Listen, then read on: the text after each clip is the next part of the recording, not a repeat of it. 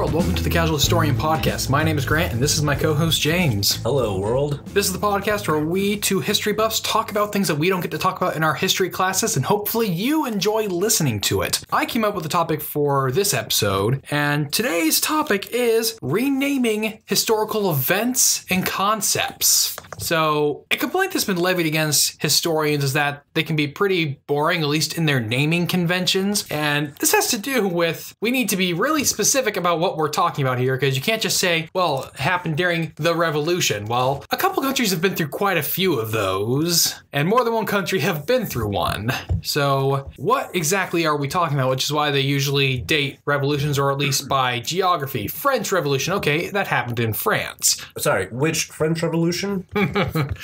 They really like them. So I assume you mean the big one, at the end of the 18th century, but, there are a few throughout the 19th century that you could mean, maybe. Mm-hmm. Yes, and that's why historians often have to be very specific with naming something, which is why when they talk about the first, quotation marks, French Revolution being in 1789, and that one lasting till, depending on how you want to define the revolution, to being either 1799, some people want to go even so far as through the Napoleonic reign, but those are different people. Or you could talk about the ones in the 1830s, or the ones in the 1840s, or in the 1870s. The French really do love their revolutions. Yeah, they also love constitutions. They love them so much they've had a bunch of them. 5 republics, 2 empires, and 3 monarchies.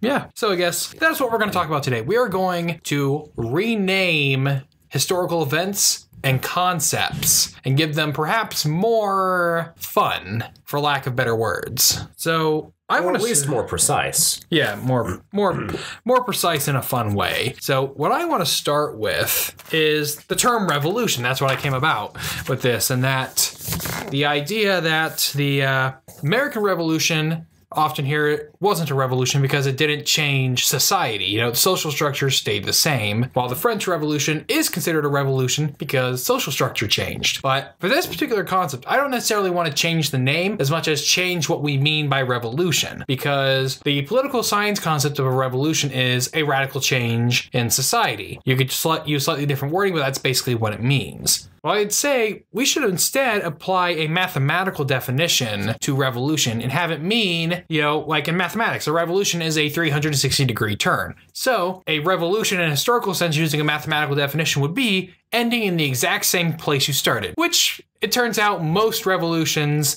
that actually happens. Well, in some revolutions, it's almost like nothing really substantively changes. So, looking at our great mother country, England, we have the Glorious Revolution, which results in the position of James II and VI of England and Scotland, replaced with Mary II and her Dutch husband, William. And it's called Glorious because, among other things, it's fairly bloodless for a political revolution. I mean, there are a few skirmishes, but, nothing like the battles of the American or French revolutions. But what actually changes? We just deposed a Catholic monarch of the Stuart dynasty in favor of a Protestant monarch of a Stuart dynasty and her husband, and that was about it. Political structure remained the same. Society pretty much kept going on as it was. I think what the English try to emphasize with their Glorious Revolution is that, this revolution secured Parliament's dominance, except for when we let, those Germans have a little more power in about 50 years. Well, on the other hand, looking back at, James II's ancestor, Charles I, and his struggle with Parliament, the English Civil War, which, is a civil war, does meet the terms of it, is certainly a lot more revolutionary in its outcome, because even though we do eventually end up back at a monarchy, no monarch ever has the ability to pretend to be an absolutist again, and Parliament's dominance, and specifically the primacy of the House of Commons, is on the ascent, and that becomes fixed.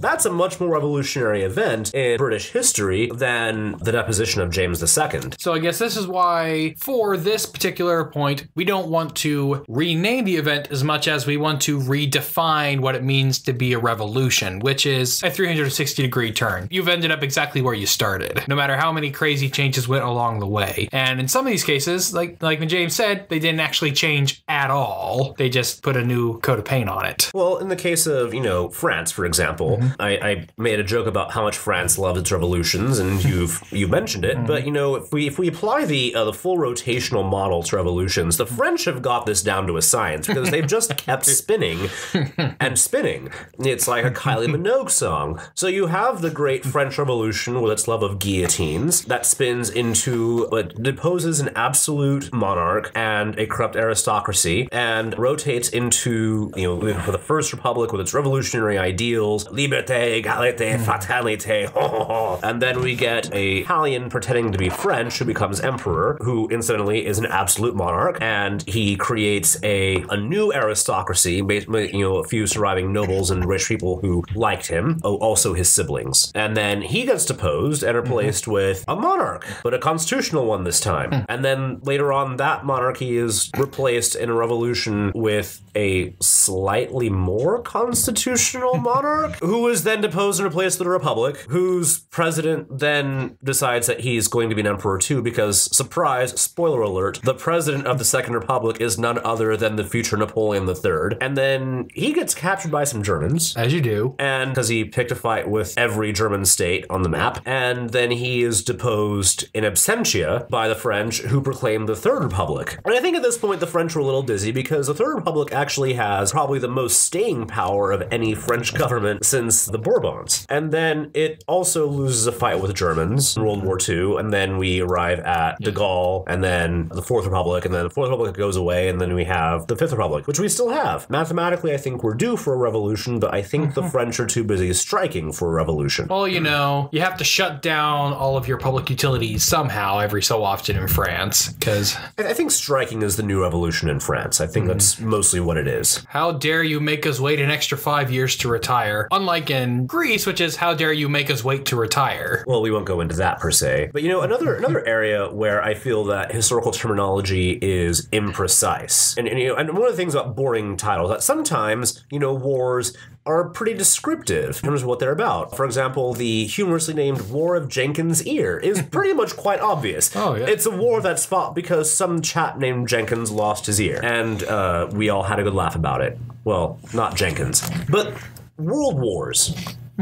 World Wars are lazily named. World War I and World War II. Bigger, larger, and uncut. But really, what are they? Why do we call them world wars? I mean, obviously, they're wars whose conflicts span the globe, right? Well, if that's the definition we're going to use, then we're really probably closer to World War VII, because you have numerous conflicts between European powers that involve their colonies, which give them a global dimension. World War I was a European war that also had lots of fighting in the colonies. And actually, there was less fighting in the colonies in World War I than there was during things like, say, the War of the Spanish Succession or the Napoleonic Wars. So I'm thinking that we should probably either change the numbering system to bring us to World Wars I through VII, or we need better names for the World Wars. And for renaming the past conflicts to be also World Wars, renumbering them, that would get some support from Winston Churchill, who wrote that the 7 Years' War in Europe, he often referred to it as being the First World War. Well, even then he was wrong. The first one would have been the War of the Spanish Succession. Well, but it's interesting you bring up the 7 Years' War, because that's one that confuses Americans. Because 7 Years' War, what's that? None other than what we call here the French and Indian War. Once again, it's the historians trying to be as specific as possible when naming a conflict. It's like, okay, Americans, this is the war where we fought against the French and the Indians. We also fought with some Indians, but we were fighting against French people and Indians. And incidentally, this war was also fought in India, actual India. Where there are Indians on both sides. Yes. In both theaters of conflict. But we'll also pretty much ignore in this title, the involvement of Germans, Russians, and other people. Yeah. I guess you could call this conflict the Trans-Indian War? Yeah. Question mark? Well, I mean, let's also be honest, is that beyond how imprecise naming things world wars is, naming wars based on the duration of their length is the height of laziness. The 100 Years' War, which, by the way, is wrong. The 7 Years' War, because apparently no other war ever lasted for 7 years. That, and it lasted 9 years. Or the 30 Years' War, which was a bit more than that, and that one also intersects with the 80 Years' War, which was the Dutch War of Independence against the Spanish. So maybe, for example, the 80 Years' War, why don't we just say the Dutch War of Independence? Or instead of the 30 Years' War, why don't we say Catholics versus Protestants round whichever number it was. And of course, ignore all the times where the Catholics allied with certain Protestants against other Catholics and Not Protestants. Catholics, French. You're going to make that distinction, aren't you? Yeah. Basically, it was a lot like the Reconquista, where you had Muslims allying with Christians against other Muslims and Christians allying with other Muslims against other Christians. It was a big cluster. Yeah. So we kind of tackled some events, but what about some concepts? Or maybe entity names that are imprecisely named? We talked a little about revolution, and I want to add another term that's replaced what we actually think of as being revolutions, which is usually a great change. And say, like, the American Revolution, it was not really a revolution because we didn't end where we started. So instead, we should have it the American Quarter Turn, which is a lot more accurate to which it was. It was a political change, not so much a social change as much. But that is one thing I'm going to suggest. We add this terminology to it, the quarter turn, or just the blank turn, the American turn, the Russian turn, which was still a revolution because they ended up with an autocratic leader. Who was incidentally much more bloodthirsty. But I think, even where revolutions are applied in, non-military terms, I think that, we can have a bit of fun with this. A famous event of the mid-18th century is what's called the Diplomatic Revolution.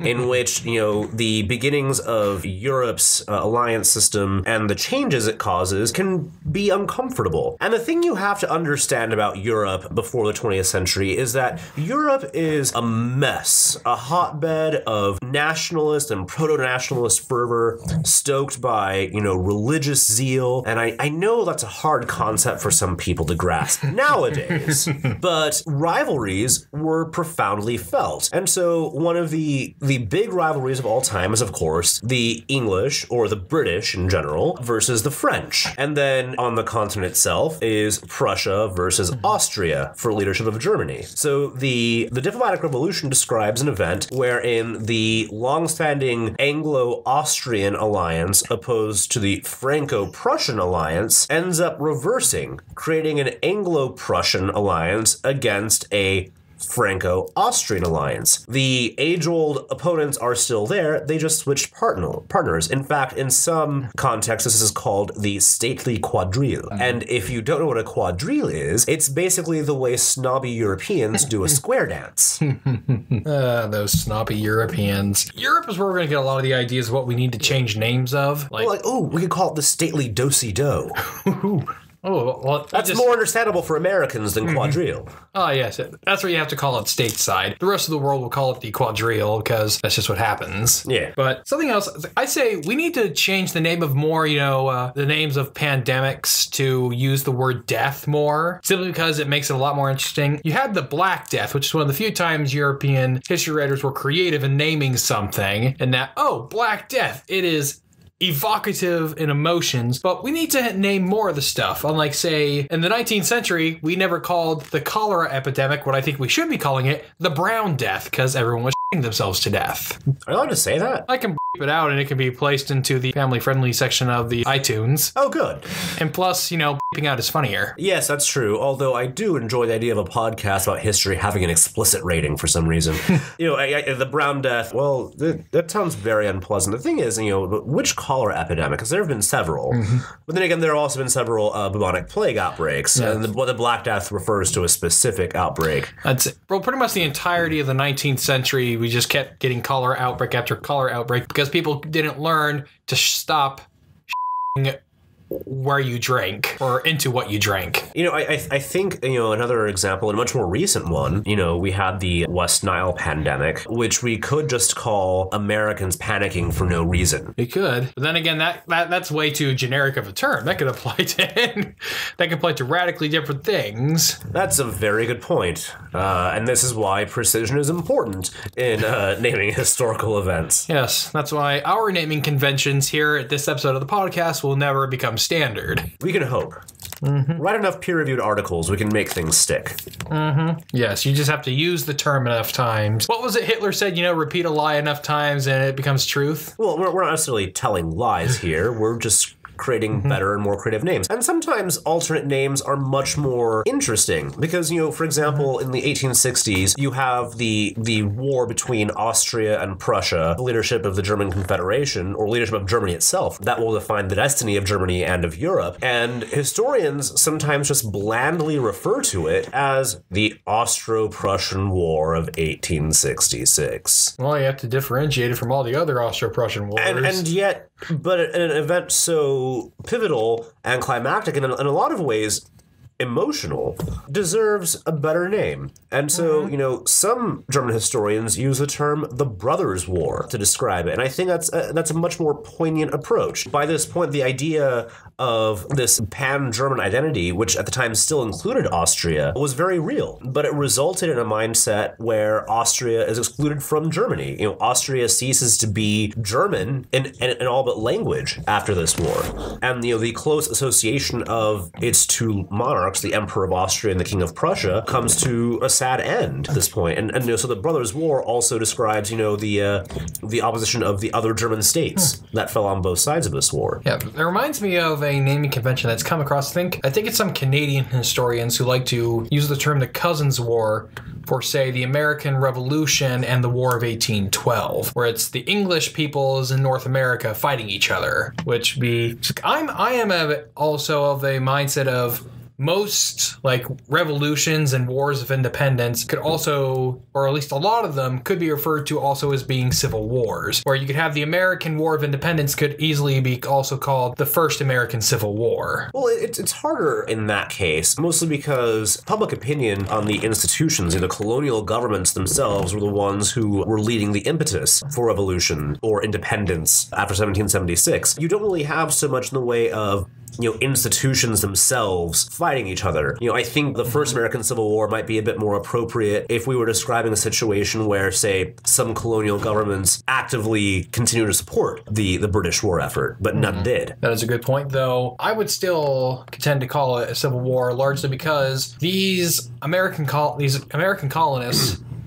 still would have a lot more in common with each other than with their mother country. I'm not sure if you've read the book Liberty's Exiles, which is a book about what happened to the American loyalists after they left. The fun thing they talked about that is that these American loyalists leave the United States after the Treaty of Paris in 1783, and they find that wherever they go, they find that to everyone else they're just Americans. They find that they have more in common with their rebel brothers back in their home colonies than they do with the people in their mother country or in other colonies that were not part of this direct civil war. Like, say, when the American loyalists went to Canada, they found that they still had more in common with their former colonial brethren in the States than they did with loyalists in Canada. Well, of course, understandably so, because, the area of the 13 colonies had been British for a few centuries, whereas British control over what's now Canada only became real about maybe 30 years earlier at the end of the 7 Years' War. So, you still have large amounts of Catholic French speakers in what was then called Lower Canada, or now Quebec. And, English-speaking settlers outside of Nova Scotia or Newfoundland were recent arrivals. They were people who were born and raised, for the most part, in Britain, which is partly why the British government established a new colony entirely for the American loyalists, which is how New Brunswick was born. Yeah. All right. Well, then. We've been talking for a while, I guess. Are there any more ideas before we sum up what we've talked about today? Any more renaming ideas? Nothing that I can think of, but I really do want to try to make the World War naming convention stick, because I think by my count we might be at World War IX by now. Interesting. That being the War on Terror, of course. Ah, yes. Well, I think we might do another episode like this at some point in the future if we come up with more ideas. So I guess... Alright then, this has been the Casual Historian Podcast. If you enjoyed this episode, then give us a rating and a review on iTunes. You can also find this podcast on the Casual Historian YouTube channel. And you can follow The Casual Historian on Facebook and Twitter. And go to casualhistorian.com for more content like this. You can email any comments, questions, or business inquiries to casualhistorian@gmail.com. Thanks for listening.